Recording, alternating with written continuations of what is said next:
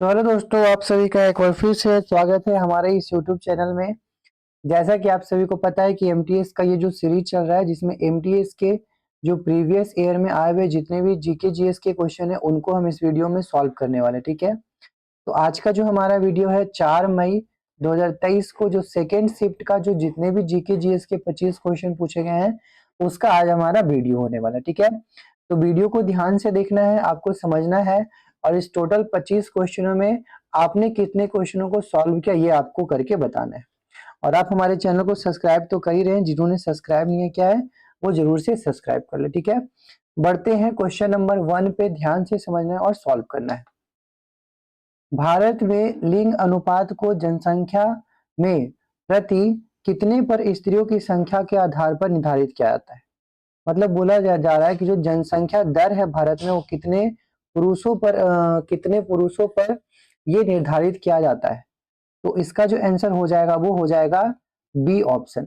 1000 पुरुष पे जितने स्त्री होती हैं उसी को हम लोग जनसंख्या दर के नाम से जानते हैं। ठीक है, बढ़ते हैं अगले क्वेश्चन पे। ओलंपिक खेल में भारत का पहला बैडमिंटन पदक किसने जीता था। ओलंपिक खेल में भारत का पहला बैडमिंटन पदक किसने जीता था, आपको बताना है। तो ये हो जाएगा आंसर सानिया नेहवाल। इन्होंने जीता था, सानिया नेहवाल ने जीता था। और ये कब जीता था, तो सानिया नेहवाल ने 2012 में बैडमिंटन में पहली बार ओलंपिक में पहली बार पदक जीते थे सानिया नेहवाल।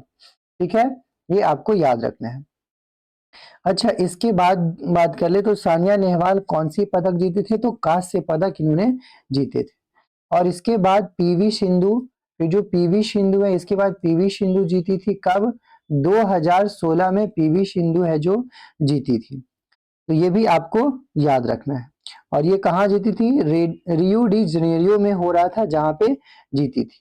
और ये लंदन ओलंपिक में सानिया नेहवाल जीती थी। ठीक है, बात कर ले तो 2020 में, तो 2020 में टोक्यो ओलंपिक में महिला एकल में कांस्य पदक जीतकर ये इतिहास रच दी थी।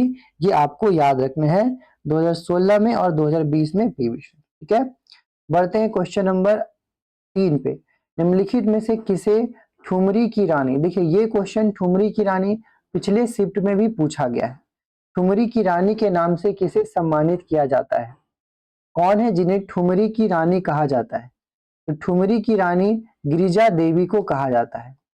ठुमरी की रानी के नाम से किन्हें जाता है, गिरिजा देवी को जाना जाता है। ये आपको याद रखना है। इन्हें क्यों ठुमरी की रानी कहा जाता है, क्योंकि ठुमरी जो गायन जो शैली है उनको उसको ये बहुत ज्यादा लोकप्रिय बनाने में इनकी बहुत बड़ा योगदान रहा है। ठीक है, अगर बात कर ले गिरिजा देवी की, तो इन्होंने 1972 में पद्म श्री पुरस्कार से सम्मानित किया गया था इन्हें, और 1989 में पद्म भूषण पुरस्कार से सम्मानित किया गया था। और पद्म विभूषण से हाल ही में 2016 में इसे पद्म विभूषण पुरस्कार से सम्मानित किया गया था। तो जिनको भी बहुत सारे पुरस्कार दिए गए हैं उनको क्वेश्चन जरूर एग्जाम में पूछ रहा है। भारतीय संविधान का अनुच्छेद 43B किससे संबंधित है, आपको बताना है। भारतीय संविधान का अनुच्छेद जो 43B है वो किससे संबंधित है, तो ये हो जाएगा ऑप्शन नंबर सी, सहकारी समितियों को बढ़ावा देने से संबंधित है। अच्छा, बात कर लेते हैं इससे रिलेटेड और भी कुछ अनुच्छेद का। तो इससे पहले का अनुच्छेद है 41। 41 जो अनुच्छेद है वो किस चीज के बारे में बताता है, तो किसी को भी काम का अधिकार के बारे में बताता है। और अनुच्छेद 40 की बात कर ले तो अनुच्छेद 40 क्या बताता है, काम पाने का अधिकार कौन सा है, अनुच्छेद 41। और बात कर ले ग्राम पंचायतों का संगठन, तो ग्राम पंचायतों का संगठन जो है अनुच्छेद 40 में डिस्कशन है। और कार्यपालिका से न्यायपालिका का पृथक जो है वो अनुच्छेद 50 में डिस्कशन है। ये आपको याद रखना है। तो ये सभी ऑप्शनों को आपको क्या रखना है, याद रखना है। बढ़ते नेक्स्ट क्वेश्चन पे। चावल की खेती के लिए किस प्रकार का जो वातावरण है उसके साथ साथ अत्यधिक वर्षा का भी आवश्यकता होता है। मतलब बताना है कि कैसा वातावरण चाहिए जिसके साथ साथ अत्यधिक वर्षा भी जरूरी होता है। तो इसका जो आंसर हो जाएगा वो उच्च तापमान, क्या हो जाएगा, उच्च तापमान तथा अधिक आर्द्रता चाहिए, उच्च तापमान तथा अधिक आर्द्रता चाहिए। ऑप्शन नंबर डी हो जाएगा इसका सही। इसका लगभग तापमान जो होता है इस समय का, वो लगभग 25 डिग्री सेंटीग्रेड के आसपास होता है, तो ये भी आपको याद रखना है। अच्छा, बात कर लेते हैं चावल की। तो चावल कैसा फसल है, तो ये एक खरीफ फसल का एग्जाम्पल है। किस फसल का एग्जाम्पल है, ये चावल एक खरीफ फसल का एग्जाम्पल है, आपको ये भी याद रखना है। पद्मा सुब्रमण्यम, ये भी पिछले क्वेश्चन में पूछा गया है। अगर देखेंगे तो ये 3 मई जो थर्ड शिफ्ट का क्वेश्चन है उसमें सेम क्वेश्चन आपको पूछा गया है। इसमें भी पूछा गया पद्मा सुब्रमण्यम निम्नलिखित में से किस नृत्य शैली से संबंधित है, तो इसका जो आंसर हो जाएगा वो पद्मा सुब्रमण्यम भरतनाट्यम से संबंधित है। किससे संबंधित है, तो जो पद्मा सुब्रमण्यम है ये भरतनाट्यम से संबंधित है, ये क्वेश्चन पूछा था। अच्छा, बात कर लेते हैं आज का क्वेश्चन का। तो पद्मा सुब्रमण्यम को किस वर्ष में भारतीय शास्त्रीय नृत्य में उन्हें योगदान के लिए उन्हें पद्म भूषण पुरस्कार से सम्मानित किया गया था। तो पहले वीडियो में मैंने बताया था कि उन्हें किस पुरस्कार से सम्मानित किया गया था। तो पद्म भूषण पुरस्कार से उन्हें सम्मानित कब किया गया था, 2003 में उन्हें पद्म भूषण से सम्मानित किया गया था। और ये जो है वो भरतनाट्यम डांस से संबंधित है। अच्छा, बात कर लेते हैं और अलग। तो इन्हें 1981 में पद्म श्री से सम्मानित किया गया था। 1981 में पद्म श्री से सम्मानित किया गया था। किससे सम्मानित किया था, पद्म श्री पुरस्कार से भी सम्मानित इनको किया गया था, ये भी याद रखना है। 1981 में पद्म श्री पुरस्कार से भी सम्मानित किया गया था। बढ़ते अगले क्वेश्चन पे, क्वेश्चन नंबर 7। निम्नलिखित में से बंगाल के किस गवर्नर जनरल ने सती प्रथा को गैर कानूनी घोषित कर दिया। बताना है कौन सा बंगाल का कौन सा गवर्नर जनरल जो है सती प्रथा को गैर कानूनी घोषित कर दिया, आपको ऑप्शन के अकॉर्डिंग बताना है। तो इसका जो हो जाएगा विलियम बैटिंग। विलियम बैटिंग ने सती प्रथा को गैर संवैधानिक रूप से घोषित कर दिया था। और उस समय डेट क्या रहा था, तो वो 1829 की बात है जब सती प्रथा को गैर कानूनी घोषित किया गया था। बढ़ते हैं। अच्छा, इसमें सती प्रथा में होता क्या था, तो सती प्रथा में ये एक ऐसी प्रथा थी जिसमें मान लीजिए किसी का भी अगर हस्बैंड डेट कर जाता है, उसका पति डेट कर जाता है, तो उसको भी उसके पति के साथ जला दिया जाता था। इस प्रथा को हम लोग सती प्रथा के नाम से जानते हैं। बढ़ते अगले क्वेश्चन पे, क्वेश्चन नंबर 8। कौन सा देश वास्तव 2022 सैन्य अभ्यास का मेजबान है। वास्तव 2022 सैन्य अभ्यास का मेजबान कौन है, रूस है। कौन है, रूस है। इसका ऑप्शन नंबर हो जाएगा डी। कौन है, रूस है, आपको याद रखना है। अच्छा, इस अभ्यास में कई पूर्व सोवियत देशों चीन, भारत, लाओस, मंगोलिया, निकारागुआ और सीरिया है जो सैनिक इसमें शामिल हुए। और इसमें भारतीय सेना का प्रतिनिधित्व 718 गोरखा राइफल के साथ ये जैसे सैनिकों के टुकड़ों से किया गया। तो इसका आंसर हो जाएगा रूस, आपको याद रखना है। बढ़ते हैं अगले नंबर क्वेश्चन पे, 9 नंबर क्वेश्चन। 9 नंबर क्वेश्चन क्या है, आपको ध्यान से समझना है। मालगुडी डेज की जो एक लघु कहानी का संग्रह है, ये किन्होंने लिखा था। तो मालगुडी डेज जो है वो लिखा गया था आर के नारायण के द्वारा। इनके द्वारा लिखा गया है, आर के नारायण के द्वारा मालगुडी डेज को लिखा गया है, ये आपको याद रखना है। ये क्या है, मालगुडी डेज छोटे छोटे कहानियों का एक संग्रह है, ठीक है। बढ़ते अगले क्वेश्चन पे। निम्नलिखित में से कौन अकबर के बाद का भारत का मुगल वंश का सिंहासन पर बैठा। अकबर के बाद कौन है जो सिंहासन पे बैठा, आपको बताना है। तो अकबर के बाद जो बैठने वाला सिंहासन पे था वो था जहांगीर। कौन था, जहांगीर। अकबर की मृत्यु हो जाती है। अकबर जो अपने गद्दी पे बैठा था वो बैठा था 1556 से लेकर के 1605 तक ये अपने गद्दी पे बैठा। और 1605 के बाद जो है जहांगीर है जो इस गद्दी पे संभाला। और 1605 के बाद 1627 तक ये अपने गद्दी पे बैठा रहा। उसके बाद 1628 में शाहजहां आया। मैं यहाँ पे सीक्वेंस अगर बता दूं तो सबसे पहले कौन आया, बाबर। बाबर जो है ये अपने मुगल वंश की स्थापना करता है 1526 में। कब स्थापना करता है? 1526 में। और ये 1526 से 1530 तक ये रहता है। बाबर के बाद कौन आया? तो बाबर के बाद आया हुमायूं। कौन आया? बाबर के बाद कौन आया? हुमायूं। हुमायूं जो है 1530 से लेकर के 1530 से लेकर के ये 1556 तक बैठा। कहाँ तक बैठा? 56 तक बैठा था। और 56 से कौन आ गया? अकबर आया। अकबर के बाद कौन आ गया? जहांगीर आया। ठीक है, अकबर के बाद कौन आया? जहांगीर। तो यहाँ पे कौन आया? अकबर। अकबर के बाद आया जहांगीर। और जहांगीर के बाद कौन आया? औरंगजेब। जहांगीर के बाद जो नहीं सॉरी जहांगीर के बाद शाहजहां आया था। कौन आया था? शाहजहां। शाहजहां आया। और शाहजहां का जो ड्यूरेशन था वो 1628 से लेकर के 1628 से लेकर के 1658 तक ये था। ठीक है, 1658 तक। और इसके बाद कौन आया? औरंगजेब। कौन आया?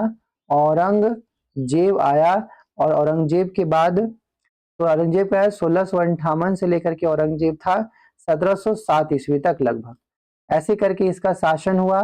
और इसके बाद लगभग 1800 जो 57 का युद्ध था उस समय तक ये है जो मुगल शासन बिल्कुल भी खत्म के कगार पे हो गया था। तो आपको ये सभी चीजें भी याद रखना है कि किसकी किसके बाद कौन कौन सा ये सभी चीज चल रहा था। ठीक है, तो ये सभी चीज भी आपको याद रखना है। बढ़ते अगले क्वेश्चन पे। तो अगले क्वेश्चन हमारा क्या है? अगला क्वेश्चन हमारा है 11 नंबर क्वेश्चन। सिमोन बाइलस का संबंध किस खेल से है? सिमोन बाइलस का संबंध किस खेल से है? तो इसका आंसर हो जाएगा जिम्नास्टिक। आपको याद रखना है जिम्नास्टिक से है। 12 नंबर राष्ट्रीय आय के मापन की उत्पाद विधि में हमें किसके लिए मध्यवर्तीय वस्तुओं का मूल्य को घटाना होगा? ये बताना है। इसका आंसर क्या हो जाएगा? तो इसका आंसर हो जाएगा दोहरी गणना को दूर करने के लिए। किसके लिए? दोहरी गणना को दूर करने के लिए इसका आंसर नंबर ए हो जाएगा। बढ़ते हैं 13 नंबर क्वेश्चन पे। बाल विवाह निषेध संशोधन विधेयक 2021 में संशोधन किया गया था। जो बाल विवाह विधेयक था उसको 2021 में संशोधन किया गया था। इसमें यह बताया गया कि महिलाओं की जो न्यूनतम आयु है वो कितना रखा गया है। तो इससे पहले महिलाओं की न्यूनतम आयु 18 वर्ष होती थी विवाह करने की। लेकिन अब जो है 2021 के बाद इसका आयु जो बढ़ा करके 21 वर्ष कर दिया गया है। यानी कि 21 वर्ष से पहले किसी भी लड़की का शादी नहीं हो सकता है। 14 क्वेश्चन नंबर पे बढ़ते हैं। मतलब कहाँ स्थित रावण फाड़ी गुफा पूर्वकालीन चालुक्य शैली स्थापत्य कला का एक उदाहरण है जो अपनी विशिष्ट मूर्ति कला शैली के लिए जानी जाती है। तो इसका आंसर क्या हो जाएगा? आपको बताना है। इसका जो आंसर हो जाएगा वो कर्नाटका। कर्नाटका में स्थित है रावण फाड़ी गुफा जो कि अपनी प्रसिद्ध मूर्तियों के लिए मूर्ति शैली के लिए प्रसिद्ध है। और ये कौन सा शैली है? चालुक्य शैली के लिए भी ये प्रसिद्ध है। तो इसका आंसर हो जाएगा कर्नाटका। बढ़ते अगले क्वेश्चन पे। 15 नंबर क्वेश्चन क्या है? निम्नलिखित में से किस ग्रह का कोई उपग्रह नहीं है?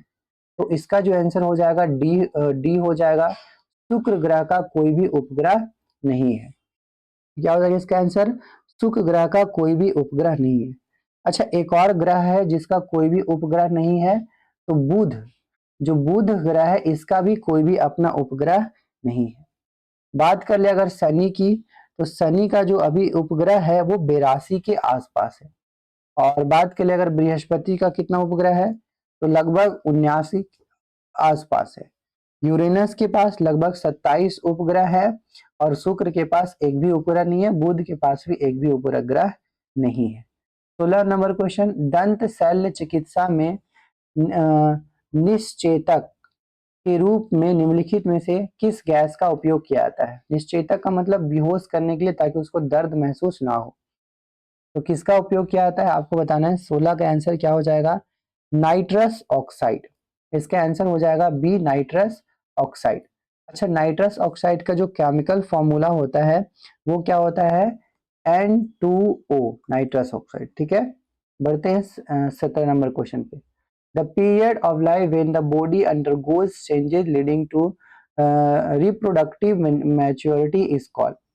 तो शरीर का वैसा एक टाइम ड्यूरेशन जिसमें हमारा जो शरीर है वो रिप्रोडक्टिव मैच्योरिटी यानी कि जनन अंगों का जनन जो अंगे हैं उनका विकसित होना, उनमें चेंजेस देखने को मिलता है, तो वो हो जाएगा एडोलसेंस, मतलब किशोरावस्था। उसको उस अवस्था को क्या बोलते हैं, उस पीरियड को एडोलसेंस बोलते हैं, किशोरावस्था।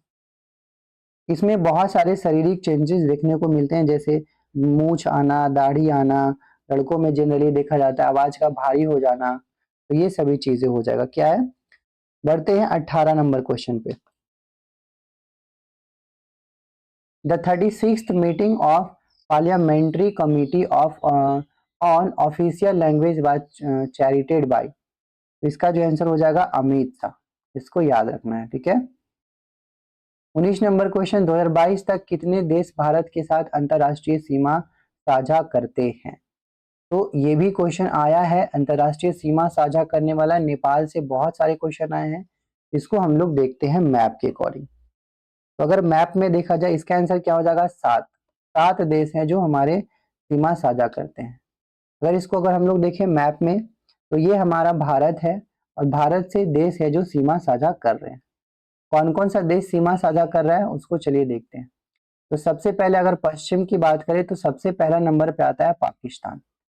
उसके बाद देखिए ये वाला थोड़ा सा पार्ट है, यहाँ पे अफगानिस्तान सीमा साझा कर रहा होता है, तो पाकिस्तान, अफगानिस्तान। उसके बाद तीसरे नंबर पे चाइना, नेपाल, भूटान, म्यांमार और बांग्लादेश। तो ये अगर देखा जाए तो ये 7 ऐसे राज्य हैं, सॉरी 7 ऐसे देश हैं जो हमारे भारत से सीमा साझा कर रहे हैं।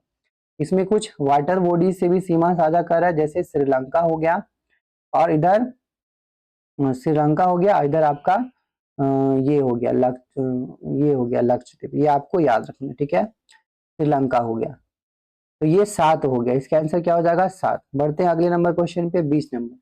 वे पदार्थ जो अपने अंदर से विद्युत धारा को प्रवाहित नहीं होने देते हैं उसको क्या कहा जाता है, इंसुलेटर, यानी कि विद्युत का रोधक। उसको क्या कहते हैं, विद्युत रोधक कहा जाता है। Option number A is the right answer. और जिससे धारा प्रवाहित होता है उसको बोलते हैं कंडक्टर्स, यानी कि चालक। क्वेश्चन नंबर 21, कॉर्विलान कप निम्नलिखित में से किस खेल से संबंधित है। जो कॉर्विलान कप है ये किस खेल से संबंधित है आपको बताना है। कॉर्विलान कप किस खेल से संबंधित है आपको बताना है। इसका जो आंसर हो जाएगा सी हो जाएगा, ये टेबल टेनिस से संबंधित है। 22 नंबर, हरे एवं कोमल तने वाले पौधे कहलाते हैं। बहुत इजी क्वेश्चन है। जो हरे और कोमल तने वाले पौधे होते हैं उन्हें हम लोग हर्ब्स कहते हैं, यानी कि साग कहा जाता है। क्या कहा जाता है, साग कहा जाता है। श्रब्स, श्रब्स उसको बोलते हैं जो लकड़ी नुमा हो, जिसके अंदर क्या हो, हार्ड हार्ड हो। और बहुत बड़े बड़े पौधों को हम लोग वृक्ष कहते हैं। और कनोपी, जैसे पेड़ जो ये बना, पेड़ से बनने वाला ये जो रूफ लाइक स्ट्रक्चर है इसको हम लोग बोलते हैं कनोपी। बढ़ते हैं अगले क्वेश्चन पे, सिरका का रासायनिक नाम क्या है। काफी इजी क्वेश्चन है, विनेगर। सिरका का रासायनिक नाम क्या है आपको बताना है। इसका जो हो जाएगा वो हो जाएगा एसिटिक अम्ल। क्या है सिरका का रासायनिक नाम, एसिटिक अम्ल, ऑप्शन नंबर डी। अच्छा, इसका जो रासायनिक फॉर्मूला है, केमिकल नेम है, वो क्या है, CH3COOH। CH3COOH इसका क्या है, केमिकल फॉर्मूला। ये भी आपको याद रखना है विनेगर का। निम्नलिखित में से कौन सा जानवर भारत में केवल गिर के जंगलों में पाया जाता है। तो जैसा कि पता है कि भारत के गुजरात में ये गिर जो जंगल है वहां पे कौन सा पाया जाता है, उसका हो जाएगा, क्या हो जाएगा, तो इसका हो जाएगा एशियाई शेर। इसका आंसर क्या हो जाएगा, एशियाई शेर जो है वो भारत के गिर के जंगलों में पाया जाता है, यानी कि गिर राष्ट्रीय उद्यान गुजरात में है, वहीं पे एशियाई शेर है जो पाया जाता है। इसका आंसर हो जाएगा ए। तो आज का हमारा लास्ट क्वेश्चन है 25 नंबर क्वेश्चन, राजस्थान के किस लोक नृत्य को सपेरा नृत्य के नाम से भी जाना जाता है। तो राजस्थान का एक फेमस नृत्य है सपेरा नृत्य, उस किस नाम से जाना जाता है, तो कालबेलिया। कालबेलिया नृत्य को हम लोग सपेरा नृत्य के नाम से भी जानते हैं। अच्छा, ये सपेरा नृत्य के लिए फेमस क्यों है?